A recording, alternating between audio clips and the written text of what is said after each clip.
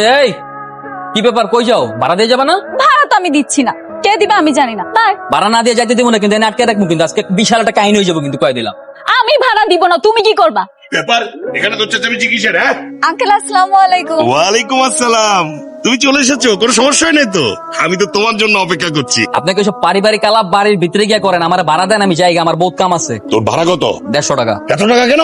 মামুনি, তুমি কোথা থেকে এসেছো? স্টেশনের পেছনের রোড থেকে এসেছি। স্টেশনের পেছনের রোড থেকে 150 টাকা ভাড়া হয়? আমার রিক্সায় হয়, জিগাই ওঠে নেই, ওঠার সময় আপনি আমার তাড়াতাড়ি ভাড়াতে বিদায় করেন, নইলে কিন্তু আপনার বাসায় গিয়ে ধর্মঘট করবো। এ নাও ভাড়া। হেল্প কইরা পড়ালেখা না করে এখন রিক্সা চালায়, খুব ভালো মানাইতেছে।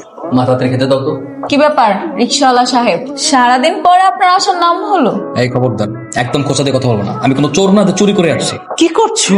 ওকে এত রাজকীয় খাওয়া দেওয়ার দরকার কি? ও তো রিক্সাওয়ালা, রিক্সাওয়ালার মতো খাবার দাও। ঠিক আছে, খেলাম না। মা, আমার কোনো কিছু দেওয়া লাগবে না, তুমি আমার জন্য ডিম ভাজো আর পেঁয়াজ আর মরিচ নিয়ে এসো।